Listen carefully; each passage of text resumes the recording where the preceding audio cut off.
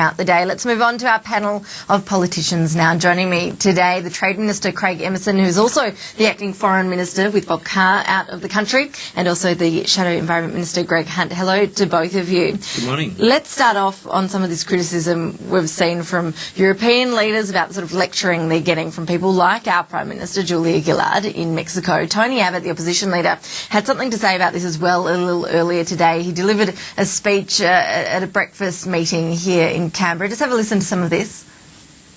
A government that has delivered the four biggest deficits in Australian history hardly has the credentials to lecture the G20. And a Prime Minister would be better advised to actually deliver a surplus as opposed merely to forecast one before she starts giving lectures to other countries on economic and fiscal rectitude. We will get into the surplus deficit debate in a minute, but firstly, on what Julia Gillard is doing in Mexico, Craig Emerson, do you think that that's what it was, lecturing these European leaders? She was saying yesterday they should be following Australia's lead, but of course these Europeans don't have the luxury of a resources boom like we do. Australia is an economic success story. It is built on more than 20 years of reform, most of that implemented by the previous Hawke and Keating governments, but we've embarked on a reform program as well. The period of the 2000s, around 2005, is described by Professor Ross Garnaut as a great complacency where the ball was dropped on reform. But more recently, we're in a situation where it's true that we have some government debt, less than 1/10 of that of the major advanced countries. We stayed out of recession. Europe certainly did. 800,000 jobs created here, while 11 million jobs were lost in Europe and North America. So I think it's fair to say that Australia has some capacity to provide some advice on these matters. Do you think we do have bragging rights here, Greg Hunt? We do hear from people like the Treasurer and the Prime Minister that whenever they go to these sorts of meetings, they keep getting asked, how are you doing it in Australia? Well, we went into the GFC 2 laps ahead of the field and we came out barely a few hundred metres in front. What you see is that the world has been pretty underwhelmed by the Prime Minister's performance at the G20. It's about judgment. It's about how you deal with other countries and whether or not you try to swan into an event like this, try to lecture everybody, and the response has been not surprising of, well, that's strange. Aren't you the person who delivered budget deficits of 27 billion, 54 billion, 47 billion, 43 billion, as Tony Abbott said this morning, the four biggest budget deficits in Australian history, and a perfect set of 9 out of 9 deficits for the last 9 Labor budgets. Craig Emerson, Tony Abbott did go through the budget this morning. He's accusing you again of cooking the books. We've heard that from Tony Abbott before, but he's gone through it and figured out that, well, he believes you're hiding a budget deficit of about $12.5 billion. Yeah. He's saying that you've brought forward things like the first school kids bonus payment, you've brought forward some local government financial assistance, also talking about the NBN Co, which of course I know you don't count in those budget forecasts when you put them together. Is your proposed surplus safe? Of course, and the very idea that Treasury and the Finance Department would engage in a conspiracy to cook the books, to use Tony Abbott's phraseology, is a deep insult. And what it does reflect is the deep distrust of the coalition of the financial advisors to the government who give fearless and frank advice. They don't cook the books, but instead of relying on Treasury and Finance, the coalition has indicated that they won't be doing like they didn't at the last election. They got an accounting firm that got done for misconduct by the professional association. And I saw Tony Abbott saying, oh, look at us, aren't we terrific? We came up with $50 billion worth of savings before the last election. That includes, and this is quite astonishing, that includes not spending the revenue from the mining tax on the various things that the government had pledged to spend it on, but keeping the revenue. Now, how can you abolish... false. It's here. It's right here. That is It is absolutely here. false. Programs linked to RSPT, there's the set of them, almost $10 billion worth of them, and they keep the revenue. Now, how can you Completely abolish false. the tax? I mean, you can't just come on television. on this. There Is it is this- in black and white. It's your document. It's your document. Greg For Hunt, a is this the foreign pot minister, calling- acting calling- foreign No, minister, don't you try can't to come on run TV away and from say this. something Look, let's- palpably, demonstrably It is false. absolutely okay, here. nobody can It's understand keeping the either money of you at the tax. moment. So let's Honestly. move on. Absolutely. It's here. It's Craig here. Emerson, you've said your piece here. Let's hear from Greg Hunt. You can defend that. Is this a pot calling kettle black from Tony Abbott this morning when we know that there is a lot of doubt over the coalition's own plans for spending? Well, no, there's no doubt. Let me be absolutely clear. We are the party that in government delivered 10 out of 12 surpluses. They are the party that in government has delivered 9 out of 9 on either side of the coalition government, perfect major deficits. So that's the reality of economic performance. Now, going forwards, we will be making significant savings. Let me look at my own portfolio. Answer the $50 billion. Let me look at my own portfolio. There's $10 billion in the Clean Energy Finance Corporation. There's $4.5 billion to come in terms of the issue of the payments to brown coal companies and generators, which this government's giving. At this moment, and this is the point that Tony was making, $3.5 billion is being rushed out the door, including this week and last week, $250 million to what they call the worst polluters in Australia, Loy Yang Power Station, Hazelwood Power Station and Gillon Power Station. So as we speak, each of those companies is getting roughly $250 million in cash to be out the door just before the 30th of June. But Greg Hunt, from what I can tell, going through what Tony Abbott said today, the majority of the extra dollars Tony Abbott is talking about in terms of swapping from a surplus to a deficit is actually to do with the NBN co. The government doesn't... Not on the budget bottom line. It says that this is an off-budget item. Why should it be treated any Same with the differently, clean considering energy- it is funded By the by way, debt in and is seen answering as that an question, investment? We will come back to you, Greg same with the Emerson, Clean but Energy Finance Corporation. Same thing. Well, what this is about is the government dressing up as capital investment, money which is going out the door, which is clearly going to make a loss. There's no credible economic or business analyst in Australia who believes that this NBN is a viable proposition.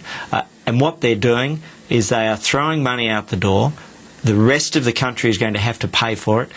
And the whole point of a surplus, and I think the government forgets this, is to stop the borrowing. But the borrowing is going up because they've shifted the borrowing off balance. So in other words, a surplus, the purpose of a surplus is to stop the borrowing, but they are continuing to borrow by putting that borrowing off balance. And that's why even the economic purpose of this sort of mythical surplus is defeated by their own actions. can you guarantee, Craig Emerson, that those programs that Greg Hunt has been talking about will be something that brings back returns for the Of government? course they'll bring back returns, but the National Broadband Network, which should be supported by all Australians as opposed by the Coalition, is a great productivity raising investment in our future, and it's not in the budget, as you've just pointed out. Greg calls it, they are the accounting procedures, and this is the problem. You go nowhere near finance, nowhere near Treasury. You said you'll get all these savings to the budget bottom line from the NBN and from the Clean Energy Finance Corporation, where neither of them contributes to the budget bottom line. You guys don't know what you're talking about, and that's why you get these complete stuff-ups where you have the coalition, saying that they've got $50 billion worth of savings that includes over the budget forward could I now finish? That includes $9 billion that is from the savings and no revenue losses from abolishing. In fact, this is so fundamental. It is embarrassing. But in the response to it, all they say is it's false. It's not false. It's true. And they have had 2 years to deal with this problem and never let's have. just leave these accounting issues aside It's for a not minute. accounting. It's about the budget bottom line. It's about the budget bottom Okay, line, and but they say even they will Craig change the Emerson, budget bottom the line. point Tony TV. Abbott was making today, even when you And what's leave this off-balance stuff anyway? even when you leave those accounting practices aside to do with the NBN and the Clean Energy Finance body, we do see that we have seen some grants brought forward, some spending brought forward over the tune of $1.5 billion, does that mean that your surplus is at threat? That's the basis of the claims Tony Abbott has made today. The budget sets out a surplus not only for 2012-13 but right through the forward estimates. The budget figures are prepared by the Departments of Treasury and Finance. We don't have the luxury of the coalition going to a retired Mossman bookkeeper and saying, look, add these figures up for us and we'll present them as rigid your figures, Greg Hunt? And who'll audit them? Well, according to this government, there's still another budget to go. So we'll frame our final figures in light of the final budget, which I think is the only possible thing you can do. But let me give you an example. In my own portfolio, the Energy Security Fund, $1 billion is going out the door now. Suddenly, next year, it's $1 million. And then every year afterwards, $1 billion, $1 billion, $1 billion. That's an example of the cooking the books. That's not about Treasury doing the wrong thing. These are decisions of government, of the Treasurer, of the Finance Minister, of the Prime Minister. The department has to work with a dodgy government, not the other way around. Okay, look, I think you've both made your points on this one. We've had enough on that. I really need to move on. We need to get to a break. We've got plenty more to talk about. Both of you stay with us. After the break, I promise you our politicians will be far better behaved. I'll have a talking to them in at the break. Do stay with us. We'll be back with more after this. Welcome back. The Australian lawyer Melinda Taylor is still being detained in Libya. She has been now for nearly 2 weeks at the moment. The Foreign Minister, Bob Carr, has been in the region. He was on the ground in Libya for about 6 hours yesterday, meeting with the country's Prime Minister. He emerged from those talks saying that he is now feeling a bit more optimistic about this case. This is some of what Mr Carr had to say on Sky News earlier. Look, I'm moderately hopeful that a release can be secured here. I think they've just about wrapped up their investigation. I think the Libyans see an advantage in releasing the 4 detainees from the International Criminal Court. I've urged the International Criminal Court to give the Libyans a form of words that gives them some comfort, because I think the court might have been a bit more thoughtful about the procedures and protocols it set up before it sent Melinda Taylor and her 3 colleagues into a difficult situation, and I think they might be able to expedite the process of release of the detainees by saying the right things in the right tone. Greg Hunt and Craig Emerson are still with me. Craig Emerson, I mentioned at the start of the show, you are the acting Foreign Minister while Mr Carr is overseas. What's the sense you get of how close we actually are to Melinda Taylor walking free? Oh, I think the elements are coming together following Bob's visit to Libya and his discussions with the Prime Minister. At the centre of this seems to have been a breakdown or inadequate consultation on the protocols that would be followed by the International Criminal Court. If those had been put in place, and it's great to be wise with hindsight, then perhaps this misunderstanding wouldn't have occurred. And so what Bob is saying is that if the ICC can effectively express some sort of form of regret or apology, that, together with a couple of other elements, might bring the right result. Sure, hindsight is nice, but Greg Hunt, do you think that the International Criminal Court has a bit to answer for here, sending in people like Melinda Taylor without following those protocols? Sure. Look, I want to be cautious here. I don't want to add to any difficulties. My position and our position is this. We do hope that Melinda Taylor can be released. She's obviously a very committed, very professional lawyer doing a difficult job for a critical body in the International Criminal Court. We would wish the Foreign Minister success. I hope that he is acting on the advice of the Department, and we presume that in good faith. My only point is, having had responsibility for Australian consular matters, less is more in terms of public statements. So we would just gently caution the government. You think Bob Carr's getting too much media on this? Just gently caution the government, keep it low key, and we really wish them all success, and we hope that Melinda Taylor can be released as soon as possible. Okay, look, on Fairfax, I'm keen for both of your thoughts. Gina Rinehart obviously has increased her stake in the company. Do you have any problem with that, Craig Emerson? She's looking to have 3 seats on the board. Are you worried about the impact that will have on the papers? Ms Rinehart operates within the law, and I'm sure she will, she's entitled to do that. Fairfax has a proud record and indeed a charter of independence. We would, I think, all Australians hope and expect that that independence was maintained with Ms Reinhardt's desire to put, I think, 3 members on the board.